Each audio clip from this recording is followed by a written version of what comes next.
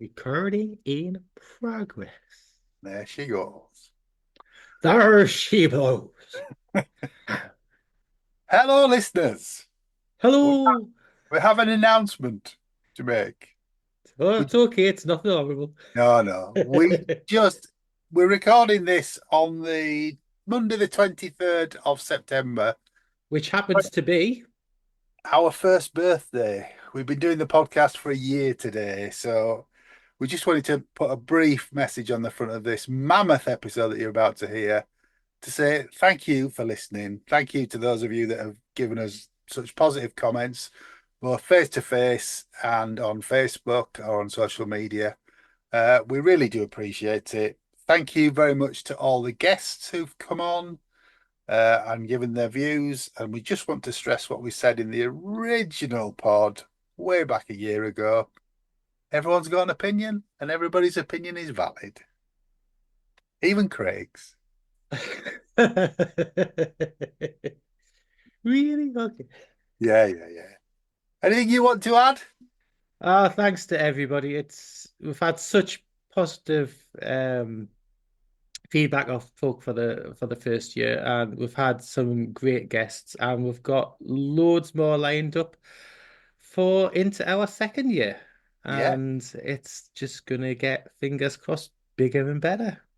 Well, all being well, in the next few weeks, Planet Marzipan will be on the road in another country, in Yes, Scotland. off to see a Stop! Stop! certain gig. Yeah, Spoiler alert! Everybody knows where we're going. yeah, yeah. Go and see his Derrickness, hopefully, in a Utrecht. But more about that later. Anyway, today's episode is about fish, but I'm just going to hand over to Craig and Mezza. Thanks again. Cheers, guys. Hello, Hello. and welcome To our first birthday feature length episode of Planet Marzipan. the Fish and Marillion podcast. I'm Mezza, and here's my mate. Craig Houston.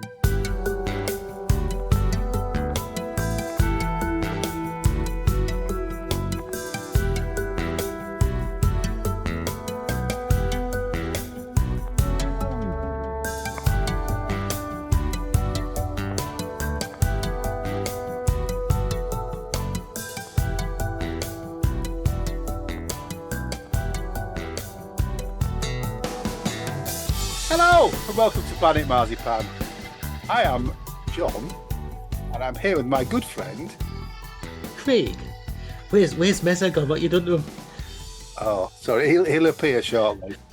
Um, and we have got some guests returning who've been on the last couple of pods with us. Say hello to Mikie Kay Hello, hello. and Graham, not Grace, Tennick. Well, I'd grace you with my presence. Yeah. Hey, Sorry we about have that. re we have That's all right. returning Okay. guests because we're sticking in 1995. We're in a We time are. time loop. We're in a bit of a time capsule. Yes, we're up as oh, there's a cat appeared on Craig's screen there. Um, Hey, Pepper. because of our recent podcasts about the fish reissues and the inclusion of the four tracks from 1995, the re-records on the internal box, we thought we would revisit the Yin and Yang compilations from that year. For those of you that don't know, those albums were put out by Fish on Dick Brothers, and there are a lot of alternate versions, re-records, remixes, unreleased tracks featured on those albums. So we thought it would be worth going through that in some detail. That's correct, isn't it, Craig? Indeed, it is. It is. These two compilations do have a Wikipedia entry, and it is as follows: Yin and Yang are the titles of two separate compilation albums by Fish, co-released in 1995. They are a retrospective of Fish's first four solo albums and four albums with Marillion.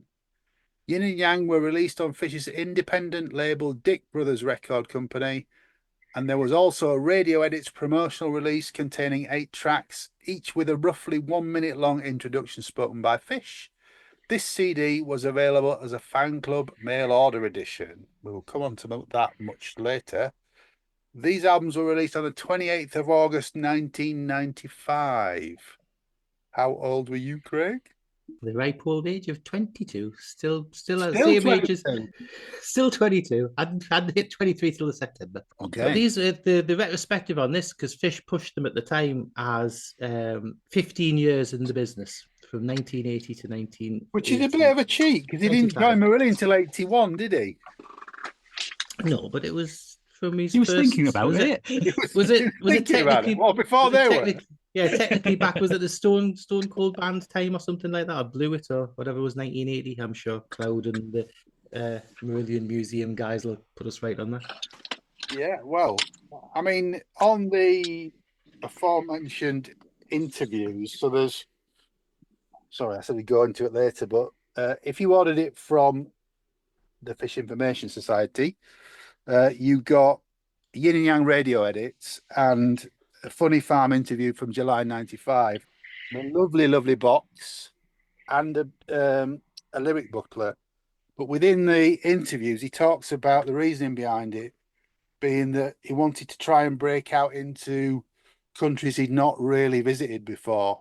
So he still did well in Europe and all the countries that he used to do, but via Dick Brothers, these 2 albums were designed to sort of branch out into other areas. And also the fact that he'd spent a hell of a lot of money on suits. Well, there is that. And if you look in the interview book that our good friend Edwin Ameland did, he's got a cracking interview with Fish from that time period, where he says that he'd actually made as much money on suits personally as he had made on Misplaced Childhood, and with only selling 85,000 copies. Yet he had spent a fortune promoting and pushing suits, and he was in a bit of a precarious financial position with the studio at the time because he wasn't getting bigger acts. So he had the average price he was saying that was about £1,000 a day for studio hire, and he was coming in lower to try and get more of the indies and charging £400 a day. But he was getting pressure from his investors. So he was hoping, the plan was, to ship about 250,000 copies of Yin and Yang worldwide, which would have got all of his investors off his back. But I don't think he got that far, did he? I don't think he got that far, bless him. Another thing that he talks about on the interview CD is the sort of the reasoning behind the Yin and Yang idea. So from the Chinese sort of culture, Yin relates to the dark side and Yang, the more light side. Hence the track selections. I know Mikey wants to talk about which tracks should have been on which album a bit later on. It tends to run as though Yang is the more sort of single and hit orientated side of his career, whereas Yin has some of the deeper cuts, should we say? Would that be accurate? Yeah, I'll go with that. With a couple of exceptions. To a point. Yeah, I think that's probably After a the fashion. first track on Yin is probably where you're going to disagree. But just to run through the track listing of Is it worth pointing out? Is it worth pointing out that although we're talking about these at the moment, if you want to buy them, the only place you can do it in Discogs. Yes, and Graham's on a percentage, which is why he's mentioned that. No, that's a lie.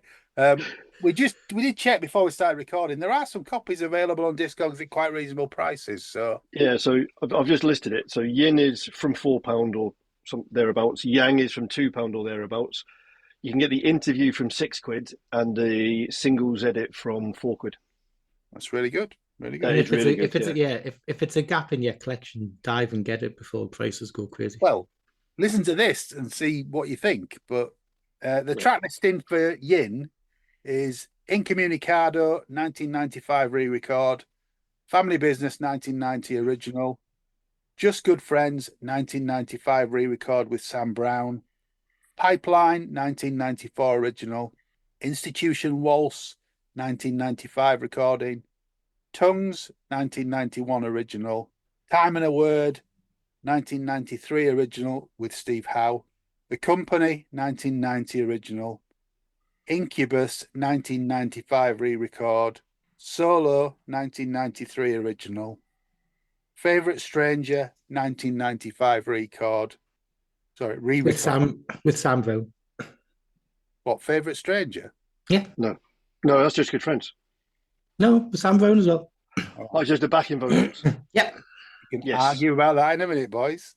Track 12 is Boston Tea Party, re-recorded with the sensational Alex Harvey Band, and it finishes with the 1994 version of Raw Meat. So, looking at the tracks in detail, we don't really want to go into too much of the original recordings, I don't think, do we? Nah, because everybody knows them. We'll cover them in the proper albums. So, starting with the 1995 re-recording of Incommunicado. How does that sound, Gav? Well, what I would say is straight away, to generalize the re-records, be it the Marillion ones and his own ones. Personally, I think the re-records are more his studio interpretations of his solo band's live versions, rather than exactly spot on. Rather than like reinterpretations of the songs. They are like just versions of like how a studio version of the live sort of song would sound. So Incommunicado has got some. Can I just interject there? Because I think you're underselling them a little bit. I think they're better than that. I think they're better than that. There are certain things which we'll talk about where he's used the live arrangement, and there are other things where he hasn't. Oh yeah. But as a generalization, generalization. But Incommunicado, it's got some power some power behind it. And Foss Patterson is okay on the keyboards with this. It's not the strongest of the re-records, but it's got a bit of oomph behind it. It's a good opener, though. It's a good opener, yeah. It's a good opener. It's a good opener, but it's on the wrong album. Yes. Should have been with the singles. You can't wait, can you? You just can't wait. No, I'll be doing this as you go down the list. So all right, that's fine. That's fine. So I think I've got nothing against it. I just don't think it's anything special. Okay, great. Yeah, I think of the Marillion re-recording in / interpretations, I think it's possibly the weaker of the ones that's on the album. But having said that, I love the fact everything's got that little bit more edge to it. It's more rocky than progressive rock. Yeah. Which I think falls in line with what Craig was saying about it's the live interpretations. And I don't think it's not just the live interpretations. It's like you say, Mezza, it's he's taken them and then built on them in the studio to give them that studio polish. And they sound good, but that's the weakest one for me. Okay. Track 2 is Family Business, so it's the original version from 1990. Which is a classic, and you can understand why he's put it on a compilation. Because it's a song that he's always been very proud of. And also why it's on Yin as well. So the dark side, really. Because of the subject matter, I think. Track 3, Just Good Friends, 1995, re-record with Sam Brown. This was the hit single that never was. It's a cracking version of it, and I've always loved Sam Brown's voice. I think she's always had an amazing voice, and it's such a shame with what's happened over the last 10 years and stuff for her. She's back singing again though now, isn't she? She is, after a fashion. Yeah, she's not. I know she's not perfectly. Yeah. I think she's even used. She has, yeah. No, but I think she's even utilizing AI and stuff. I'm possibly seeing an interview with her where she's doing all different stuff. But more power to her elbow. She's a fantastic solo artist, and she's a proper talent. I mean, you could say because Dave Gilmour absolutely loved her because he had her on the Division Bell tour and on his solo stuff up until she couldn't sing anymore. But no, I think this is a great interpretation of the song. Much better than the original version on Internal Exile. I think it's not as radio friendly as I think Fish thinks it is, and it's a bit too country and western for some of the fan base. But I think for '95 it certainly was.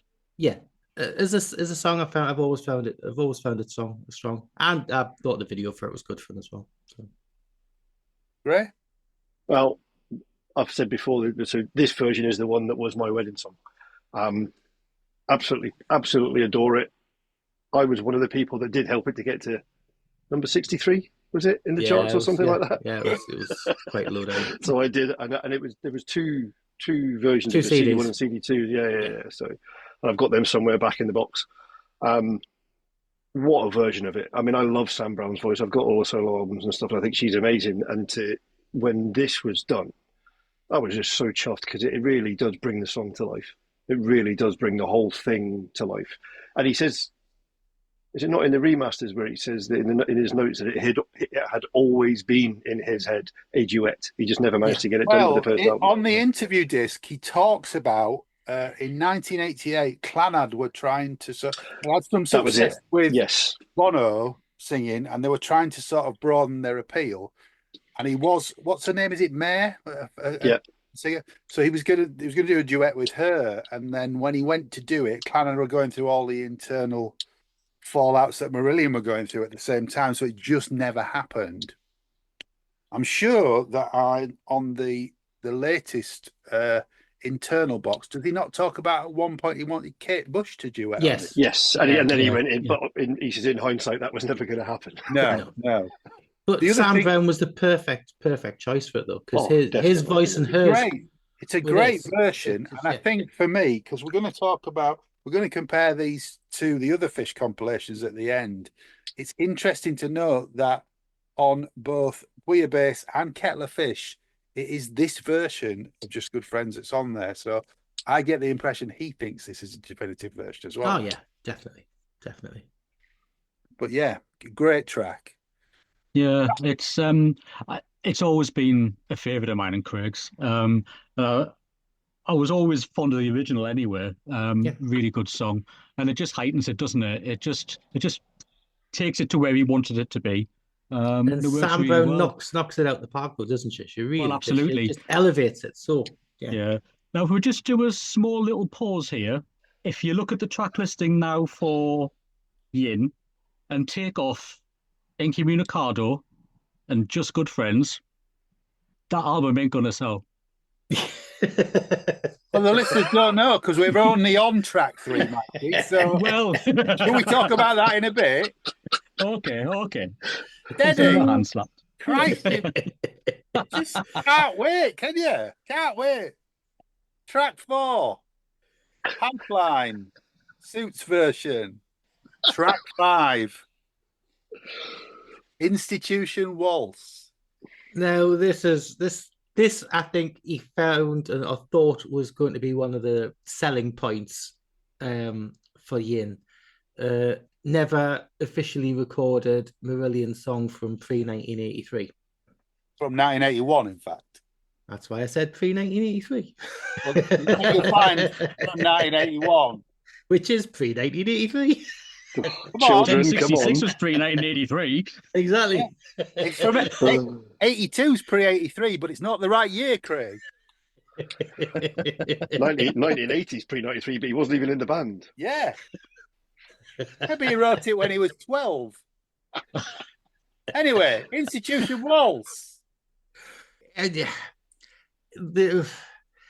a curiosity. I think it's great.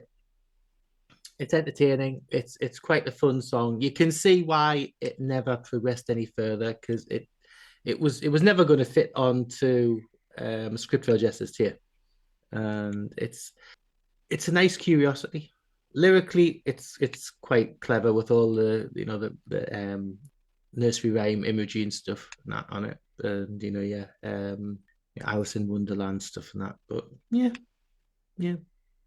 It's not something I've listened to a lot. It's one of those things you go, oh, was that what it was? Okay, next.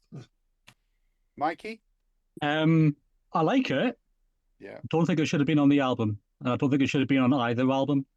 I think what he should have done is put it on as a B-side to Just Good Friends. Okay. And I think that would have helped the single massively. Great. I'm inclined to agree. I think it's out of place in the album. But I think it would have been well placed as a B-side to Just Good Friends. I think it's on the album as a point to draw people into the album. Yes. Exclusive track you can't get anywhere else. why would you waste it on the B-side of a single? If he's trying to generate sales of the CDs, that's why it's there. I don't play it very often. I've had it on this morning. It's not as bad as I remember it. It's just, I don't know. But is it a yin track? Well, it's not a Yang track, that's for sure. Yeah, exactly. It's got historic, relevance, but it doesn't stand up to repeated plays, I would say. I suppose if you think of this collection, so this collection isn't a best of Fish; it is a career retrospective, and I suppose in as much as that, it fits because it's at the start through. But, well, I think if we're going back to on the front of the cover, it's 1980 to 1995. This is how he gets away with that. Yeah. Otherwise, the first track would be 83, 84, 83. Yeah. And it is noticeable that there's actually nothing from script on here. And I'm really surprised that he didn't do script itself for Yin, because that would have been a good. But again, he talks about that in the interview CD, why he chose the tracks he chose. And he didn't feel like it would be right to pick something from script, is what I recall him saying. But anyhow. So that's track 4, Institution Waltz. 5 even.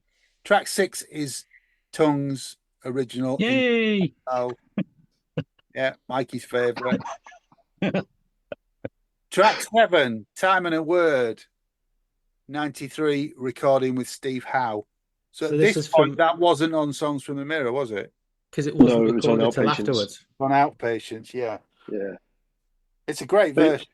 And Steve Howe wasn't on the original either, was he? No, he wasn't in Yes when they released it. No. That's one of the reasons why he's always a selling point for him. Yeah. There's some great interviews where he's talked about he couldn't believe it. He got Steve Howe in his studio and reverting back to the teenage boy, when he loved Yes and stuff. I think it's a fantastic version. Yeah, it's a really nice version. Of one of Yes's more commercial songs from their early catalogue. Yeah.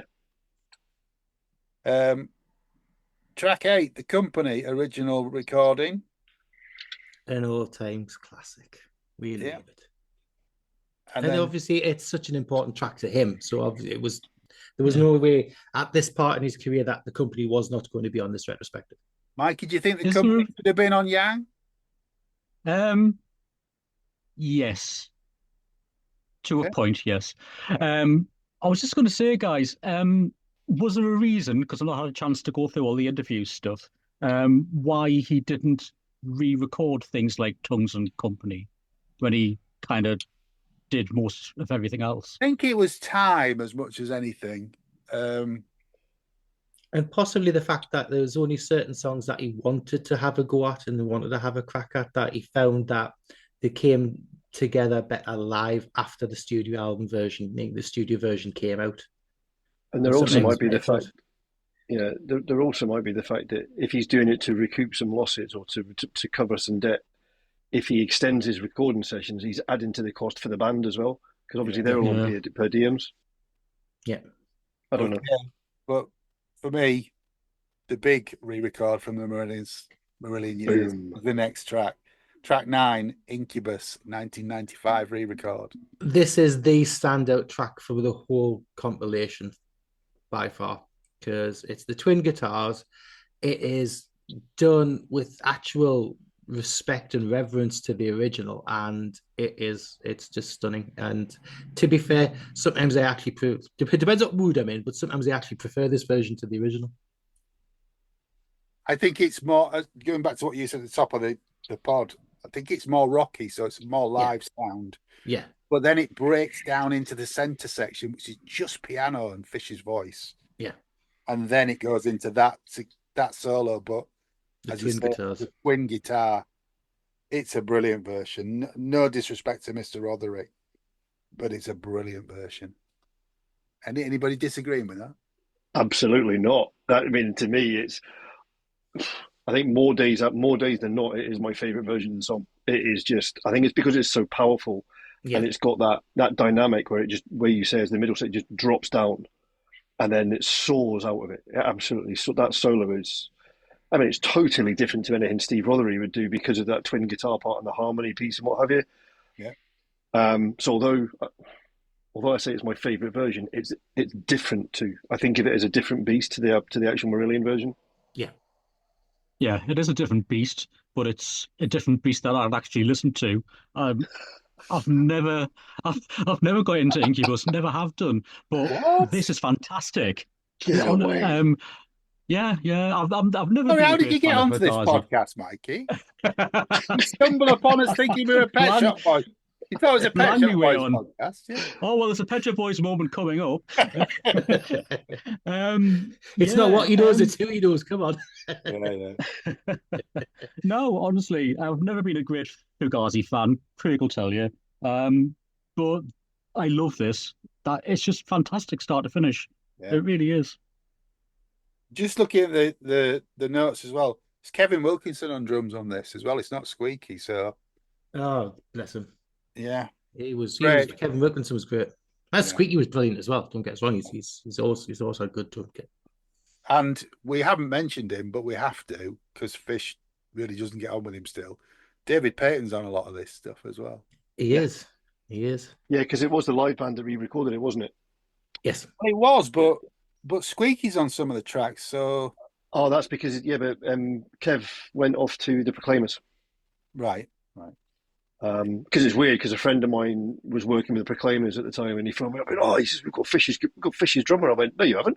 He went, yeah. And then obviously there was the announcement about Squeaky coming in.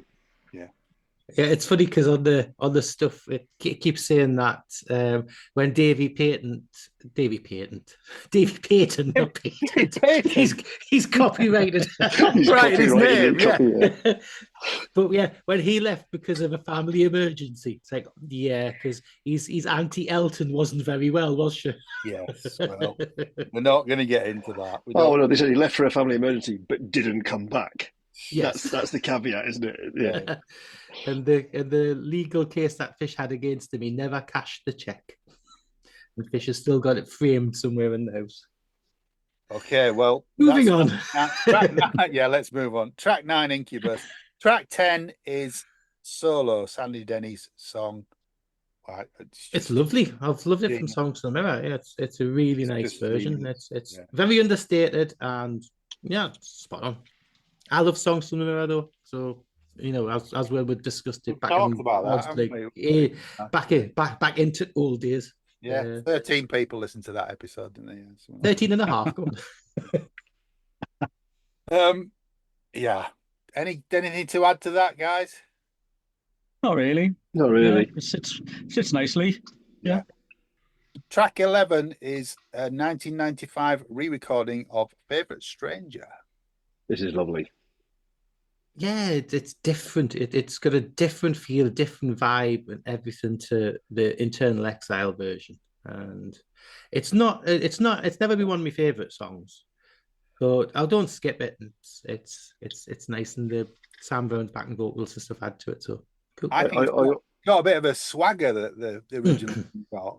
So as I was going to say, I always felt that the original version was missing something. It was a really good idea. It was well structured, but there was a bit too ethereal. Gaping hole somewhere. Yeah, there was a gaping hole somewhere. It felt that there wasn't anything to it, whereas this has made it a whole. And I really like this version. Yeah, it's spot on, isn't it? I kind of had I love the original anyway, and it always had this sort of like breathy eeriness to it, and I think it's kind of gone from that to a beefy creepiness rather than eerie. Does that make sense? Yeah, it sounds more sinister. That career in PR's not for you, Mikey. Beefy creepiness. Beefy creepiness. I just think there's something sinister about it. The arrangement, the feel of it, and I love it. I think it's fantastic, and it sits perfectly on the in. Absolutely. Do you mean stalkerish? Stalkerish, yeah. Yeah, could do. I get that. I do get that, yeah. I must remember Beefy Creepiness when I'm doing this. Now with added Beefy Creepiness. Yes, it's track 3 on Off Your Nips.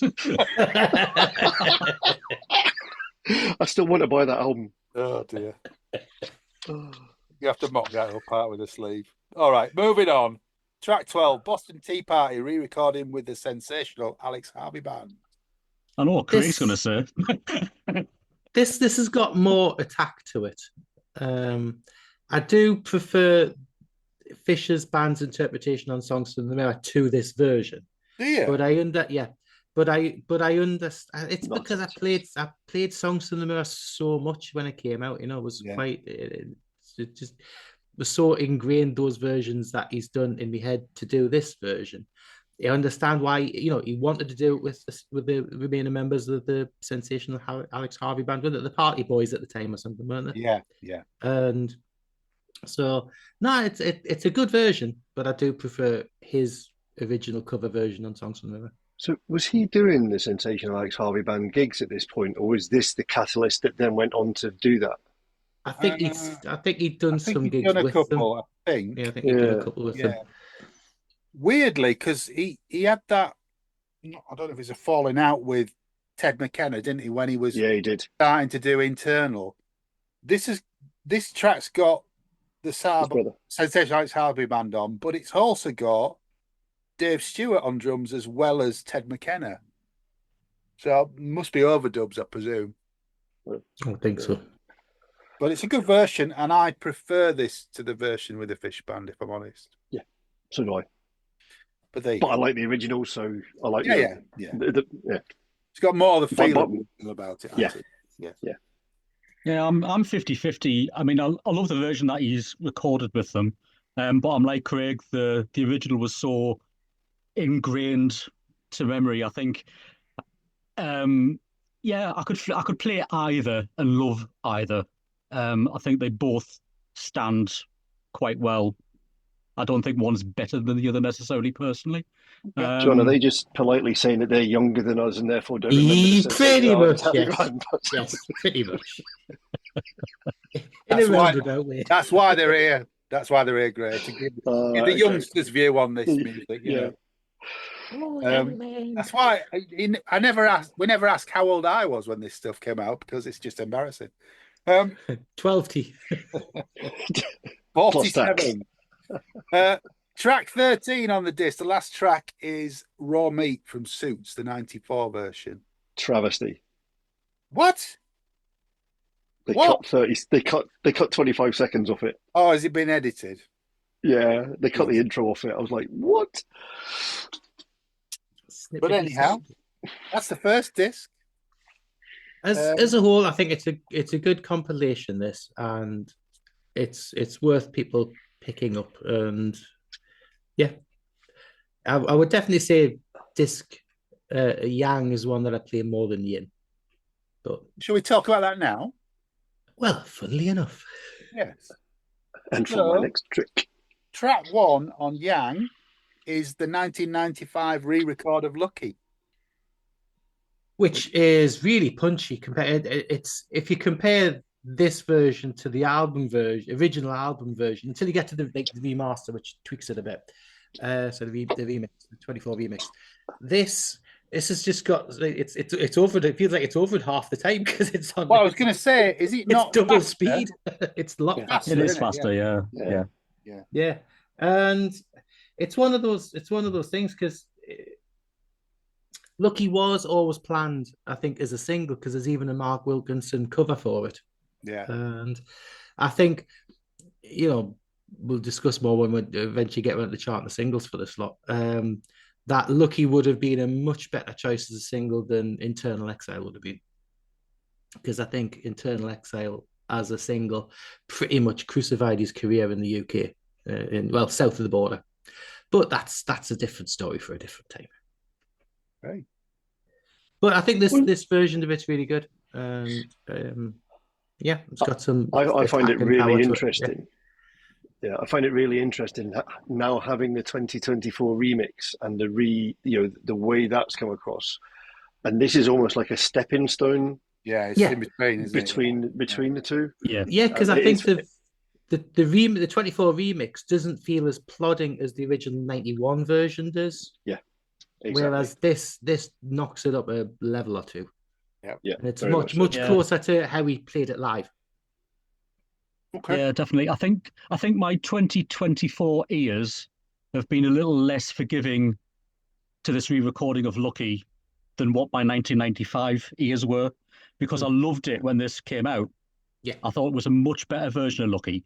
But now that we've been treated to the glory that is these remixes this year, now I'm like, oh, I don't know. I don't think I feel quite the same way as I did in 95 when I bought this. Still good though. Still bloody good. You've been spoiled, haven't you? Yeah, I have he's been spoiled for years. Well, I can't remember. Is this one of the 95 recordings that's on the remasters as well? Yeah. Because it sounds really good. I think it sounds really good on that as an alternative version. Yeah. Yeah. Okay. Track 2 is a 1995 James Cassidy remix of Big Wedge. Yes, it does have some subtle differences. I think the Got ending is punch to it, yeah. Yeah, but I think the ending is especially different because it goes breaks down, doesn't it? Breaks down like in the last like minute or so. But it's definitely got an edge to it, this version of it. And I think it's interesting. It's not too different, but it is different enough to be noticeable. Yeah. I think it is different. I think it's noticeably different, if I'm honest. But then again, my ears work better than yours. We've proved that, haven't we? What? Who? What? Who? Well, half past two. Yeah, I actually, yeah. Any version of Big Wedge for me is good, and it's nice to have an alternate mix. I would say it's more of an alternate mix than a remix. I think there's things that will probably always were there, but yeah, it's stand out. I think it's definitely harder hitting. Yeah. But yeah, I love it. Well, it's slightly rockier. Definitely. Great. No, I'm nothing to add. I think it's great. Yeah. Okay. Track 3 is a 1995 remix of Lady Let It Lie, remixed by Avril McIntosh. I can't notice in my cloth ears that much difference. I think there are differences. I played it about just before we started recording. Actually, I played it. They're quite subtle differences because it was only the year before, wasn't it? So, yeah, it was only a year before. To my ears, it's just like a little bit more polish to it. It's a little bit more of a sheen. Yeah, Avril's done a nice. I think a lot of the difference from what I can hear of what she's done is EQ to give things that a little bit of sparkle to them. I'm not sure of the value of it. Compared to everything else that's been remixed or re-recorded, I think this is one of the ones that I'm not sure I see the point as much as the others. Okay, but apart from the remixing and things and stuff like that, one of the things that we haven't touched on yet is this was mastered by Bob Ludwig, who did Sunset on Empire, because I don't think he did Suits. And Bob Ludwig back in the day was the person in America to go to get your mastering done for CD. Oh, very much so. Yeah. And you paid the extra pennies for it. So I think sometimes there could be subtle differences in how expertly the mastering of the album was. That might account for my feeling about the whole compilation. I think it's a really great sounding. I know we're not at the end, but I think it's a really great sounding couple of CDs. Yeah. Okay. So track 4 is the 95 re-record of Lavender. Now, here we go. This could have been absolutely brilliant because I love the way that he put Blue Angel into it, but not all of Blue Angel. And it just sounds wrong in certain respects. I mean, as a track, it's good. It's got a heavier hit to it. I mean, there's even like acoustic guitar and everything in the background. There's so much going on to it as a live experience, and it's great when it goes into Blue Angel. You get halfway through with Blue Angel, and then it stops and goes back to Lavender, and then the going back to singing like the Lavender chorus like a couple of times, different. It's just it's close to being brilliant, but just isn't. Greg? Go on, Greg. Greg? So I get why all those decisions were made, because it's not an excerpt from Misplaced Childhood. It is Lavender. Yeah. And I love it. I think, I mean, to me, of all the Marillion stuff, it really does stand. It stands really well. I was going to say it's probably my second or third favorite of the ones on the night, but then I looked at some of the others and I'm like, maybe not, because I can see what's coming. Yeah. But if you just put the last two lines of Blue Angel into it, like he does on the live set, it could have been perfect. It would have been absolutely perfect. Yeah. Okay, I it get would that. have been absolutely perfect. Mikey? It's interesting to hear how these things sound in his head, because he's obviously done these things. Don't get Greg. Go there. No. Don't get Greg then. No. In Fish, because this is obviously his interpretation of, and they've been playing them live for ages. Well, this is the acoustic. It starts with the acoustic arrangement. Yeah, and it ends with the acoustic arrangement as well. Yeah. And this is very much as he'd been playing it on the acoustic tour. Yeah, apart from the middle section, but yeah. Which he did it when he did the acoustic tour. He did put all of bloody Blue Angel in. Shut up now, Mikey. I don't like it. Sorry, guys. Okay, moving on then.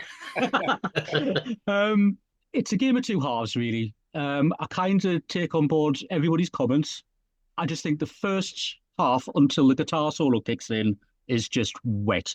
I just think it just sounds lackluster and just sounds awful. It starts off great. You think, oh yeah, we're going into Lavender, and then it just goes, ugh. And I get it's based on an acoustic version and la la la la la, but it just hasn't.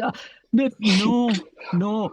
But yes, then it goes into Blue Angel. Love that bit, but I actually like the way it goes back into Lavender at the end. And the only thing that I will say about it is the very, very end, which I think is bloody awful. And I think this happens a lot with the re-recordings on this CD, is either he noodles them to death or he doesn't know how to finish them. And that simpering for your love at the end, I just want to it makes me flesh crawl. I'm sorry. It's awful. Do you think that ending thing is because he's built them, as Craig says, from the live versions, and therefore he was used to going into something else or doing something else, and when he's been out in the studio, he's like that, now what? Get it, but if you're going back into the studio to do a re-recording, then rearrange it as well. Yeah. You know, nah, doesn't work for me at all. Right, I'm going to give you how I like 1/3 of it. Yeah. Guitar solo, through to Blue Angel, and then cut the last 10 seconds off. Right. Well, I'll give you a nasty flashback. Remember on the tour how long this version lasted live? Because I know Mark Kennedy was kind of reminding us. It wasn't like 15-minute version of Lavender kind of thing. It's just like, will you stop already?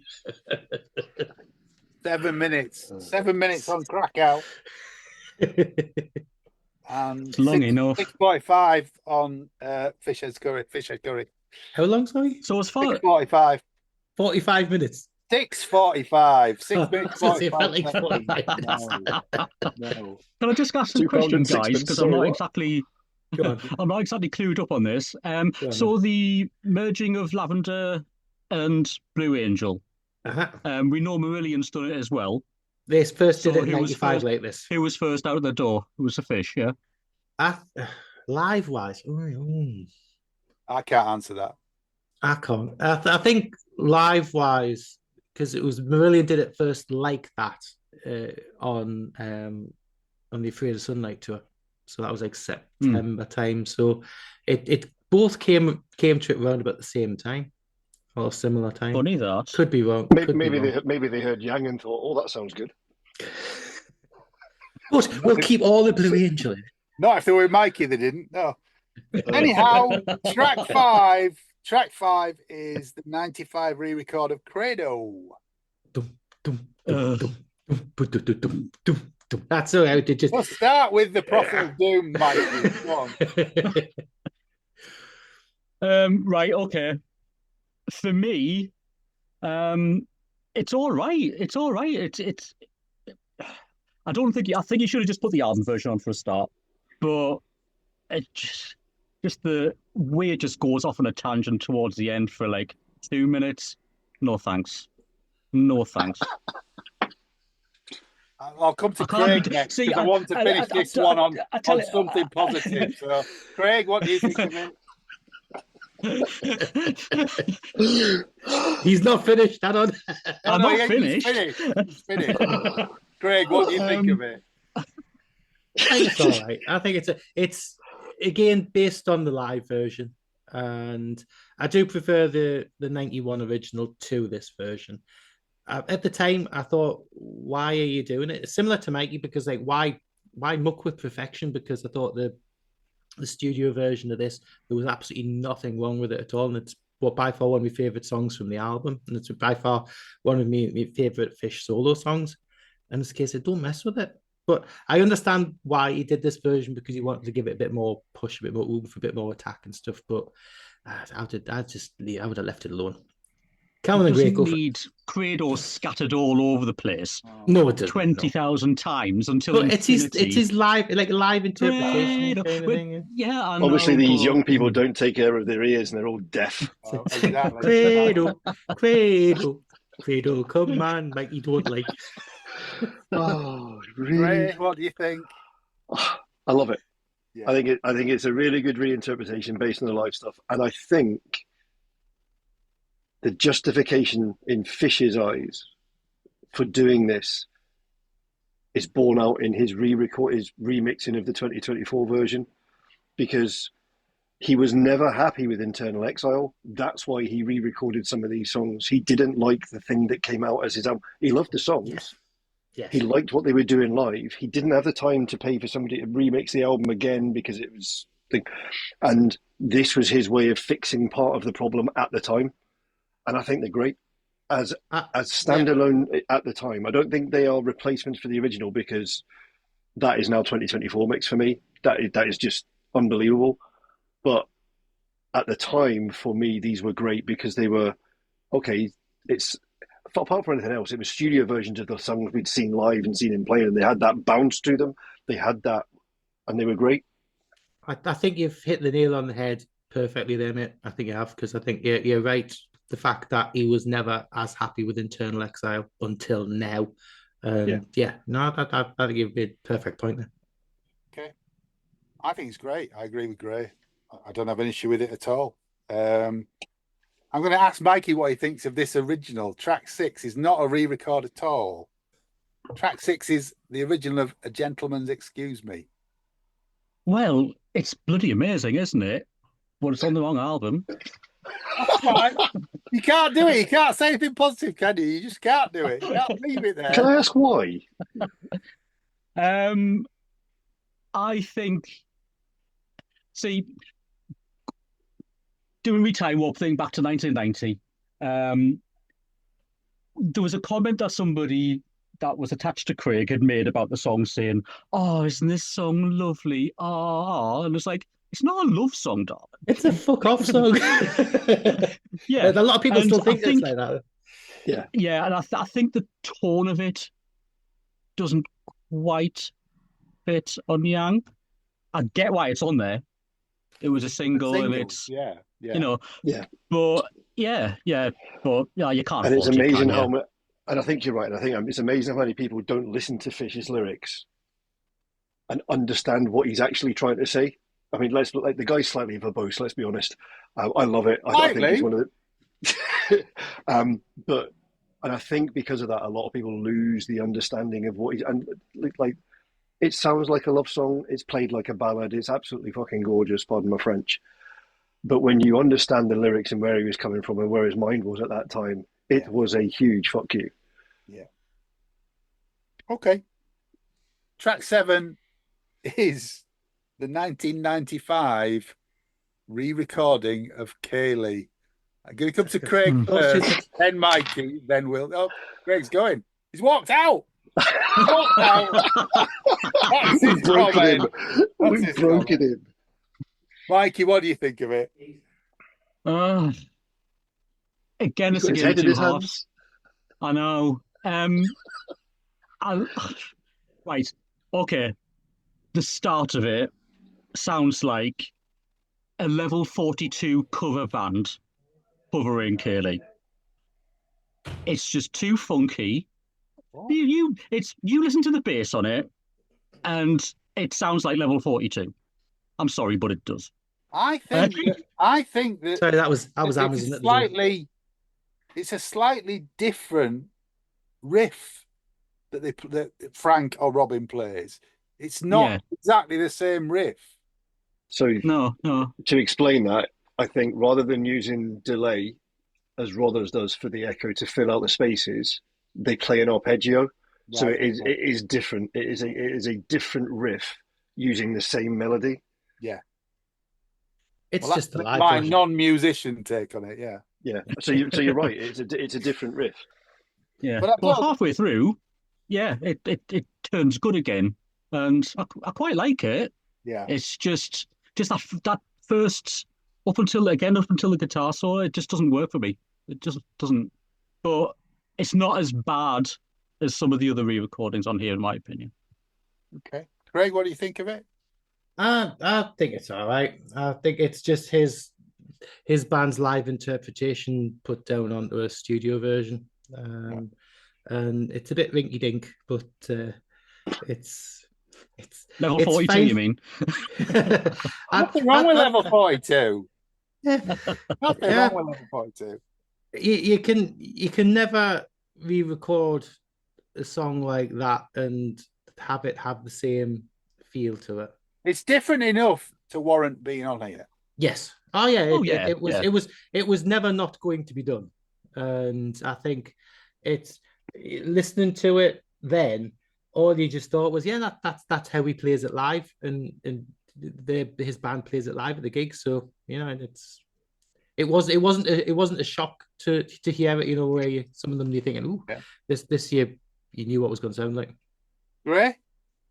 So Frank and Robin are two of my favorite sort of live guitarists, the way they work. And I really liked seeing them live. I really liked the way they interpreted Steve Rothery's guitar parts as a couple, as two people. Yeah. And I think this is it's not a replacement for Kaylee. You can't replace Steve Rothery. You can't replace the way it sounded or how it was written. But for me, it's exactly like Craig says. It's that snapshot in time of like, this is how I remember it being played at the early Fish gigs. This is the kind of stuff that and it was jumping. So I love it. I really do. Yeah. Okay. And I've said this on when we did suits and stuff and that there. This is round about like my favorite period in Fish time solo. You know, your Vigil, Internal, like songs from other suits and Yin and Yang and Up to Sunsets. And I think at this period in time, in his first like 7 years solo, the quality of his band members were just stellar. Yeah, absolutely stellar. I mean, not to take anything away from people who followed him, but this was the time where he was up there, and he had such good team around him. Cool. Yep. All right then. I'm just going to say 3 words, and then I'm going to step back. So the next track is the 1995 re-recording of State of Mind. Dear God, no. If you could all see people's faces on this call, it's like Craig's in shock. Mikey's just hanging his head in shame, and you're just going. Listen, I don't have it. I put it on today, and I made a couple of notes, and I have to say the first 4 minutes of this are way better than the original. Absolutely stellar. But then we get into the bullet in the back section, which is how he used to do it live and then stopped doing all that. And I think he's gone back to it again. So up to 4 minutes, 15 seconds, it is wonderful.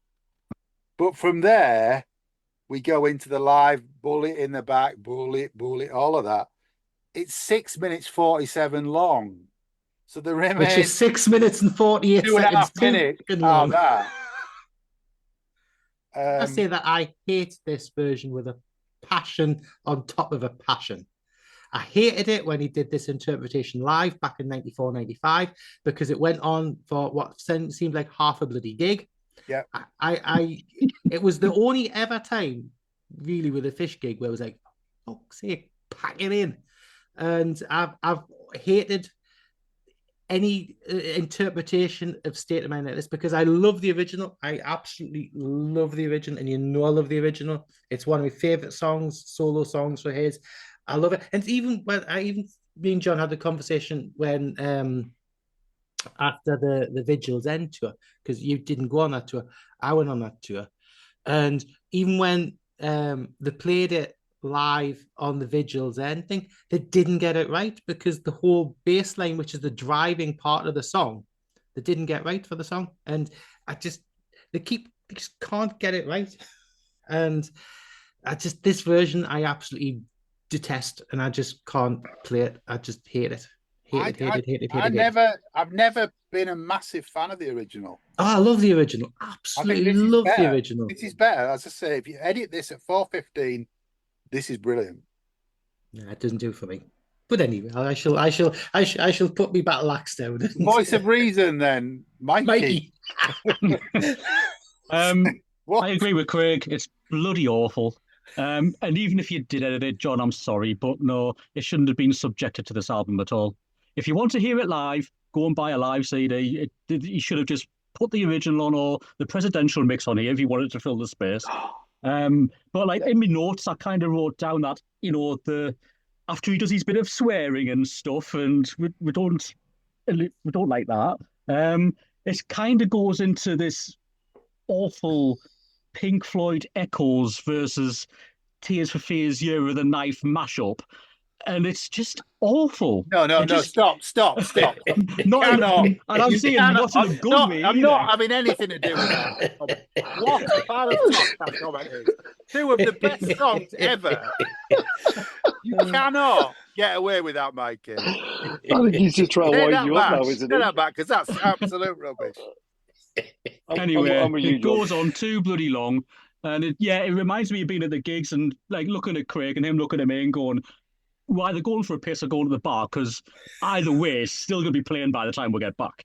But yeah, all of that aside, it still shouldn't have been on Yang. What's it doing on Yang? Are you in a bad mood, Mikey? Yeah, I am now. Come on, Grey Rescue. To be fair, when we first got these CDs in '95, I remember that vividly, thinking, out of everything, it just stood out like a sore thumb, and I was just like, nah, don't like. Anything to add, Graham? I'm with you. I think it is absolutely stunning up until the bit he starts getting a little bit vitriolic and nasty and what have you. And if it had been edited as a single edit, that it would have been brilliant. It really would. Again, it was a live interpretation. I know. That's been done into the studio. It's the one of those. I think it's the one of those that hasn't worked for me on the album. Okay. Track 9, Somebody Special, 1995 re-recording. They better like this. Oh yeah, this is good. It's a lottery now, Gray. No, this is a crack. I mean, I love Somebody Special as a song as it is in any case, and I think this more of a live vibe. It's slightly faster paced. It's got a little bit more bounce to it. I wouldn't say I prefer it over the original, but I can see why he's done it this way. I see why he's done it this way. So I can go either way with the versions of this. Mikey? I prefer this version to the original version. It's the same reason as Craig. I think it's beefy. I think it's bouncy. I really enjoy listening to it. Yeah, nothing wrong with that track at all. I think it's improved on this version. John, have you drugged him? He's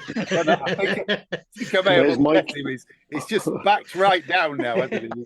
It's like, who are you and what have you done with Mikey? Yeah, I put Mikey in the corner. Sorry about that. Nobody puts Mikey in the corner. Gray, what do you think? I totally agree. It's one of those tracks that, with the re-recording, it's got that life to it. I mean, it was always a good track. It's always a good track. Yeah. But I do wonder, looking at some of the comments that you've made about things being too long or things being extended and what have you. Suits was really the time where he started needing a producer, where things that he had ideas in his head, but he didn't necessarily know how to curtail them. This song doesn't necessarily fall into that, but overall, there's a kind of a tendency from here on in for a while that things went on too long. So see, we don't. Craig and I, we're massive fans of Suits. Yeah, with the possible exception of No Dummy. Yeah. Do you think though? I think Suits is amazing. Yeah. Do you think there was Suits though, producer wise? You know, because he had was it John Kelly for Vigil and Chris Kimsey for Internal Exile, who are more known producers. You know, people who might have stood up to him more and had more of a direction than who he had came after. Was it James? It was James Cassidy. James Cassidy, wasn't it? Cassidy, yeah. He did the whole lot, didn't he? Produced and engineered it and arranged it. Right, the theme tune, sang the theme tune, yeah.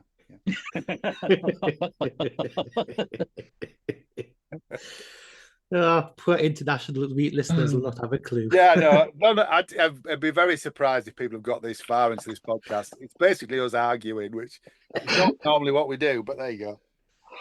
We're not the domestic argument podcast, are we? It must be nowadays.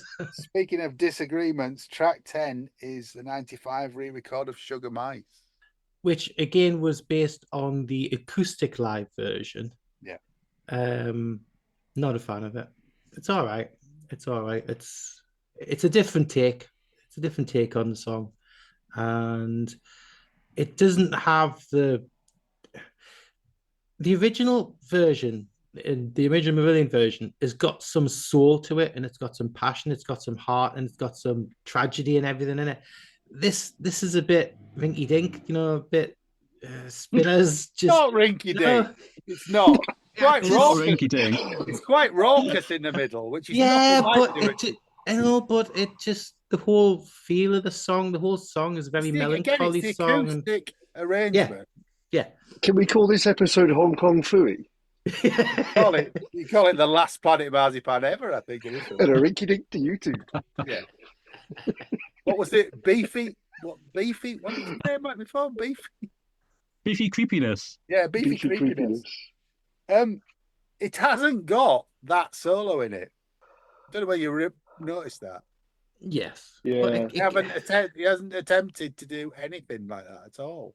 And I get it as quite long. It's 6 minutes 19, so quite a long version. Yeah, I get the reinterpretation version of it. I get where it came from, but it's not a version that I would go back to. And I know it's the kind of version that he's done live for most of his solo career, because there's never really been a proper straight version of Sugar Mice that he's done live anywhere close to the original, or reinterpreting the original. It's always been this kind of acoustic version. One important ingredient, isn't he? Yeah, but it's not like you're missing the ingredient on Incubus and on a lot of other songs. Well, yeah, but at least what I mean. He's done a version of it, but with this, there's never been a proper Fish version that hasn't been based on an acoustic version. Okay. I think it misses Rothers. I think it misses for me. Craig, you're right about that emotion and that stuff, but I think the rawness and the rockiness, the raukiness, whatever, raucousness is there in this version, and I really like it. But it fails at the last hurdle because it doesn't have that big solo. It doesn't have that thing that grabs you back in. Yeah. Which is a shame because I love it. Yeah. Okay. Yeah. Is it on the wrong album? Quite like this. You do? I actually quite like it. Sorry, where's Mikey gone? There's a couple of things I need to mention about it. One of the things I noticed was the line where he's talking about the toughest thing that he ever did. Yeah. He changes kids to kid. Kids, yeah. Obviously referring to Tara, which I thought was lovely.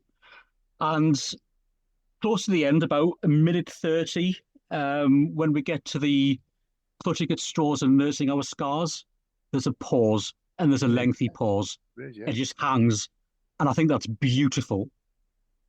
And then there's a minute of noodling at the end. He doesn't know when to stop again. And it's a shame because I actually like this interpretation. Doesn't come close to the Marillion version for me. Doesn't come close to it. No.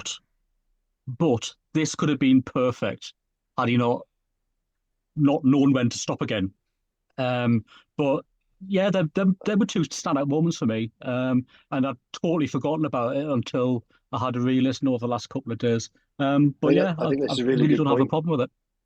I think it's a really good point. I think, see, after that pause, if there'd been a searing guitar solo to finish the song, it would have worked. Yeah. That would have been it. Yeah. Okay. Track 11, Punch and Judy, 1995 re-recording. I think it's a nice interpretation. Again, based, like we keep saying, stuck on the record, based on his live versions that he started playing in 1990. I think it's good fun. It's very, what's it? What it's Kermode and Mayo call a bashy, smashy, crashy kind.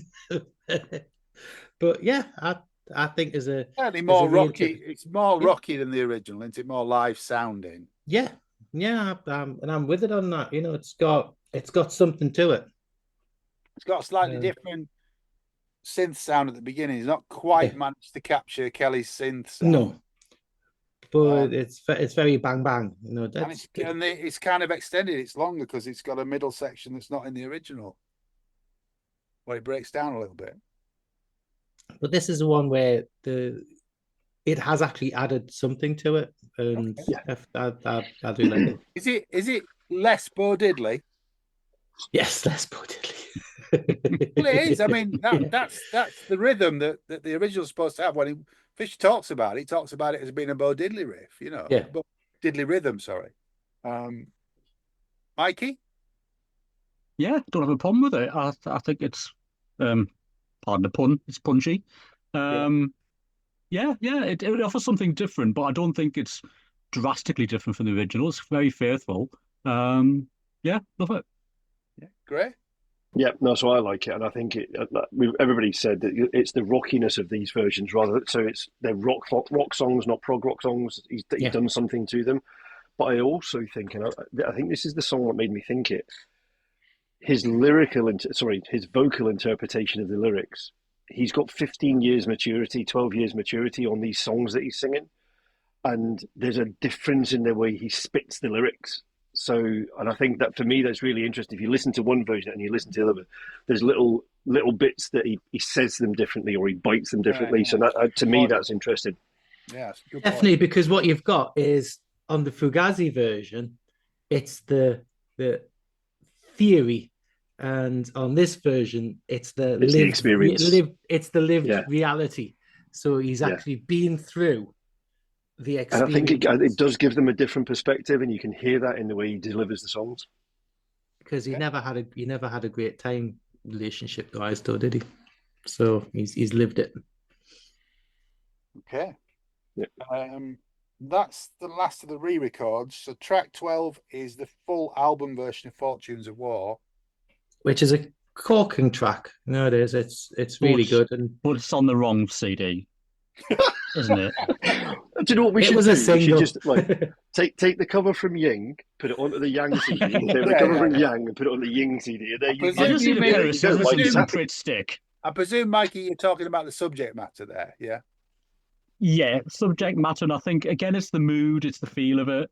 But I think if you're looking at what it's surrounded by, no. Yeah, okay. That and State of Mind really do not belong on this album. We've covered that now. Step away from State of Mind. And the last track is the 89 original recording of Internal Exile from the Vigil sessions. Yeah, which is the first time we actually had that. Yeah, it hadn't been released at the time. It's not massively different. It's different enough. More Celtic. Yeah. It is more Celtic, yeah. Less Scottish and more Celtic, I think, if that makes sense. Yeah. But it's always been an interesting song. It was never should have been a single, but No, fantastic song, but yeah, you're right. It should never have been a chart single. No. Says the Englishman in the audience. Yeah. Damn right, it should have been a single. Sorry. So that's well done. Gray hasn't finished yet. Gray hasn't finished yet. Hey, sorry, Gray. I think for me, Internal Exile is the institution waltz of this album. It's the selling point for the album. It's the one. This wasn't released previously. It's a different. So if you want to hear it, this is how you hear it. Because it wasn't. No, it wasn't on Outpatients, was it? No, this was not released. No, this had not been out before. Yeah. On the back of the CD, it says not previously released. So yeah. Yeah. So I think it's on a par with Institution Waltz. It was there to say, here's something you're not going to get elsewhere. Yeah. Or at least until 2024. So, as I was about to say, well done if you're still with us, because this has not been an easy listen. We've got to the end of the track listing. No, don't apologise, Mikey. Your opinion, everybody's opinions are valid. Absolutely. That's the point of the pod, isn't it? Even if they're wrong.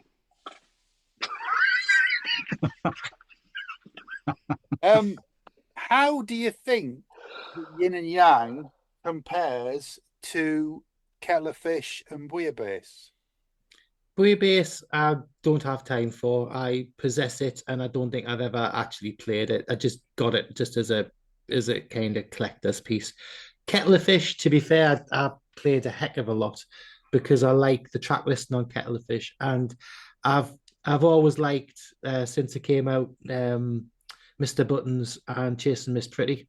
I think they're two, especially Mr. Buttons. I think Mr. Buttons is a cracking song, and I think when we discussed Rain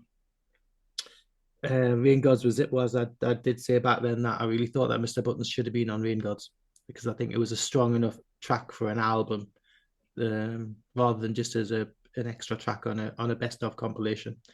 But I think Kettle of Fish was great, and I think there were still copies available from Fish's shop for like £1.99.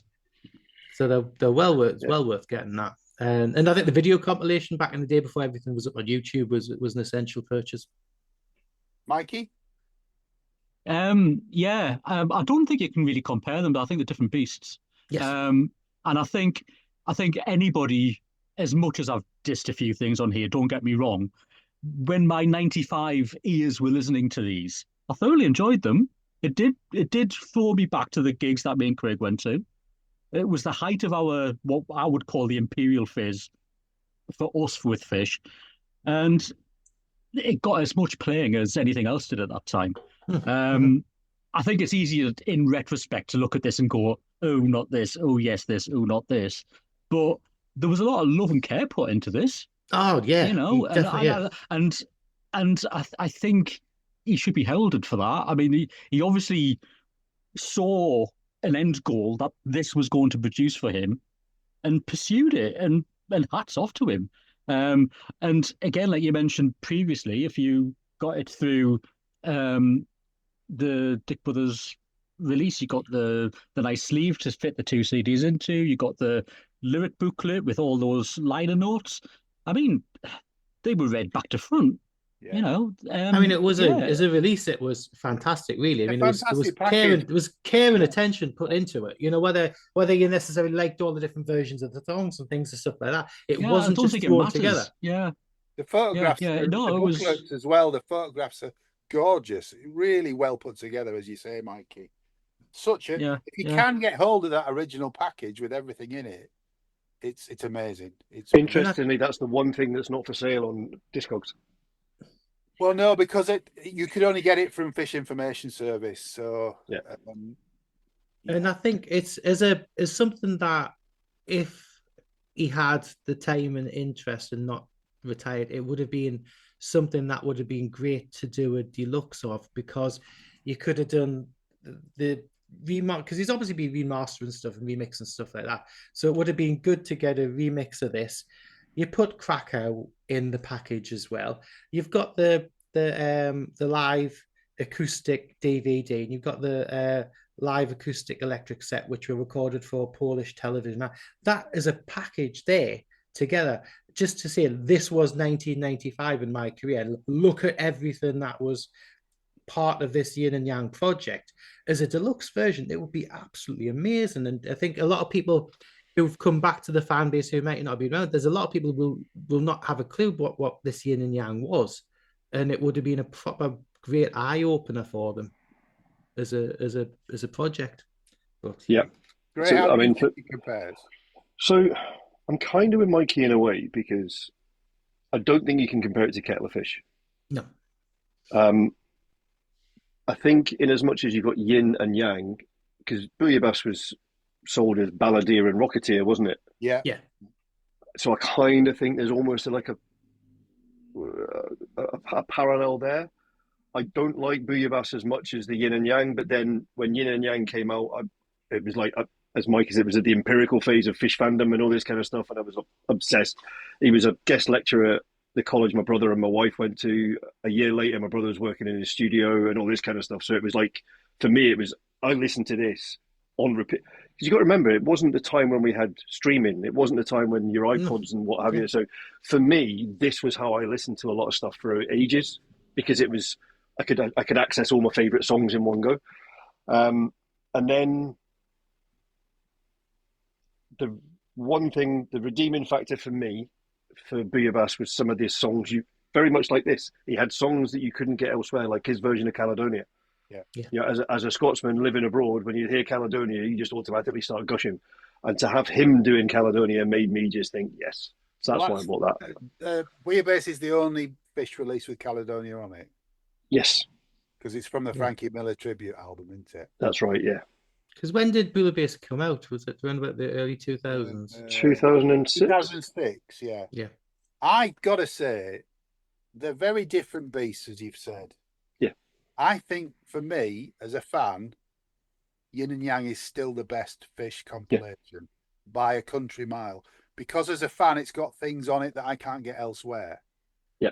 I think that Bouillabaisse is a nice compilation together with a fantastic sleeve. It's a brilliant. Yeah, the sleeve's good on it. Yeah. It's probably the only thing for me that lets Yin and Yang down. I understand the concept, but the sleeve's not wonderful. What version of Booyah is that? Because I think mine came in a cardboard. It does. Yeah, mine's a digipack. This is I've got it in the digipack. This is in a what are they called? Jewel case. No, it's not a jewel case. It's is it the double one? Super jewel case, you know, with the rounded corners. With the rounded corners in it, yeah. I think I thought you were going to disappoint me because the cardboard one came with a big poster of the artwork, didn't it? Yeah, see, I've got that as well. This has got it in. It's still there in the thing. Right. Yeah. But I think Bouillabaisse covers more of his career, and we are going to touch on some of the comments on the Facebook group. Bouillabaisse has obviously got Plague of Ghosts on it, which you know you can't get else. But I think Kettle of Fish is a good compilation, as in. No, so, I think Kettle of Fish for me looks awful. Yeah, but it's shocking. The track listing on it is good. It's a good. It's so short. Poppy kind, yeah. It's a poppy version. It's a poppy version of the Fish stuff. It's all the singles and not to say the easier listening, but it's the more commercial. As a fan, edits are nice to have, but I wouldn't choose an edit of anything. You know, well, if you're going to try, Chasing Miss Pretty and Mr. Buttons, both good tracks, both fairly lightweight tracks. And but if you're going to push somebody to Fish, you know, it's a bit like when we're talking about Afraid of Sunlight. That's a good album to put. I think Kettle of Fish is better to put at a non-Fish fan to say, try this out as a sampler. It needs a better sleeve. It must have taken 5 minutes. It's not exactly a Mark Wilkinson one. That, you know, it's just. Yeah. Does it say who did the artwork in the cover? I don't think anybody's owning up to it. Well, no, because it's got the CD-ROM in this one, so all the back is about the CD-ROM. Yeah. Talk amongst yourselves. I'll see if anybody's claiming that. I mean, I really like. Yeah, I think Yin and Yang is the best of the three. Oh dear! What? Cover illustration by Mo Warden.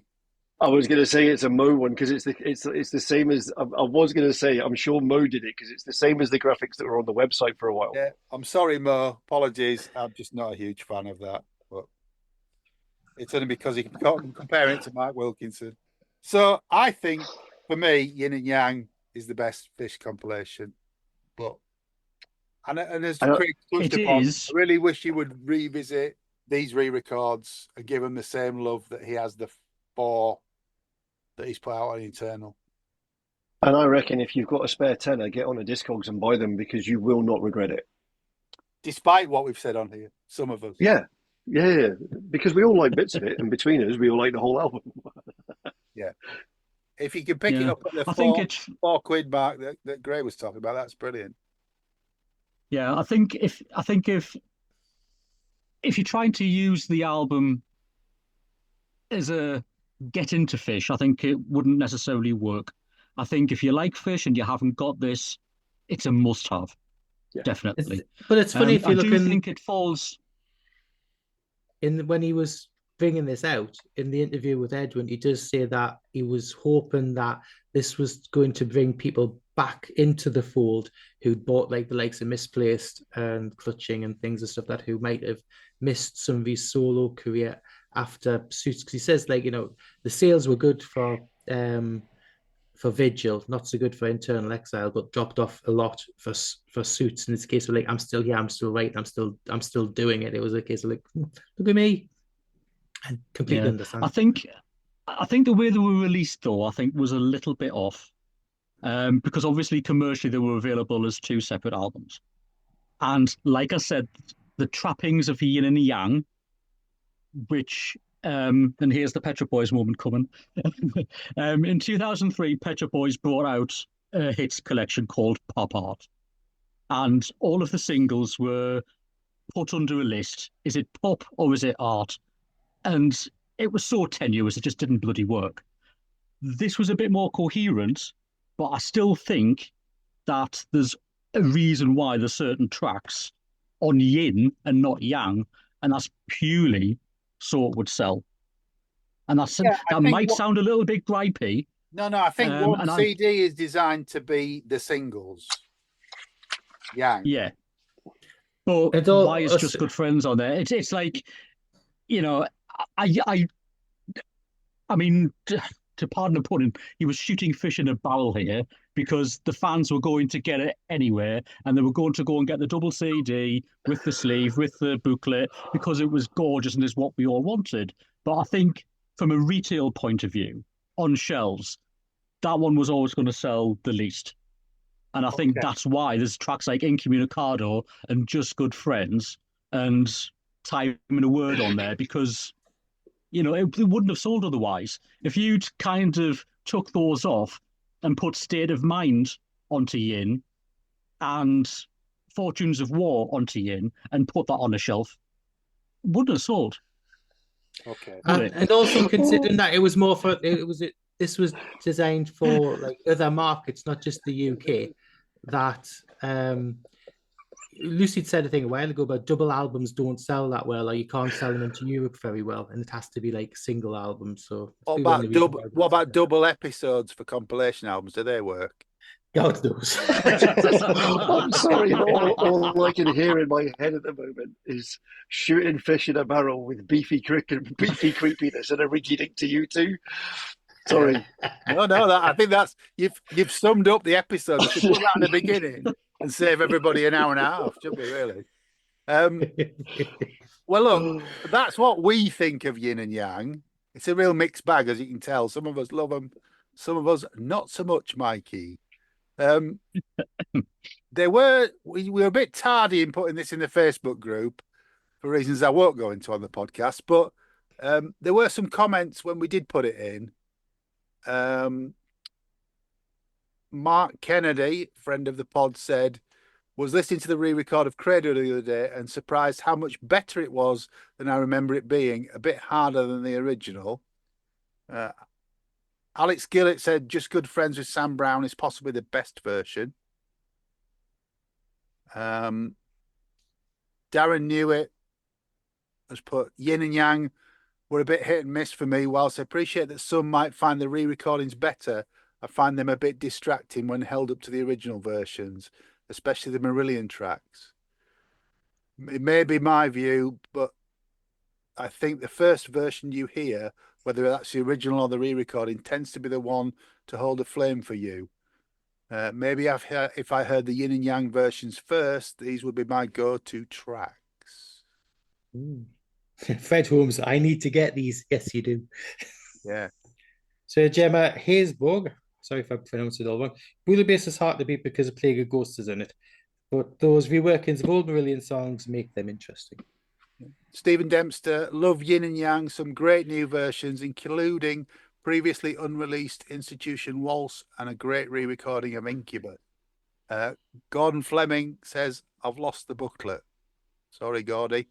And Paul McMillan said, I still really like them. The revised versions of Marillion classics have already been mentioned. I will say the production on both is brilliant, and the combination of old and new make them a great listen all the way through. In comparison to Kettler, Fish, etc., I prefer these. So, thank you very much for bearing with us, listeners. This mammoth fall through. And thank you for bearing with us, fellow podcasters. Thanks for Mikey for coming back on. Toodles. You can go and have a lie down now. Yeah. Thanks, Craig, for coming on. It was a pleasure. Thank you to Always Craig. a pleasure. Thank you, Mrs. Miss Liz's. Thank you, Mrs. Thank you, Liz's, whoever that is. All it goes to say is it's good night from me. And it's good night from him. Take care. And stay alive. Yay. Thanks for listening to Planet Marzipan Podcast. Please like and subscribe from whichever platform you get your podcasts from.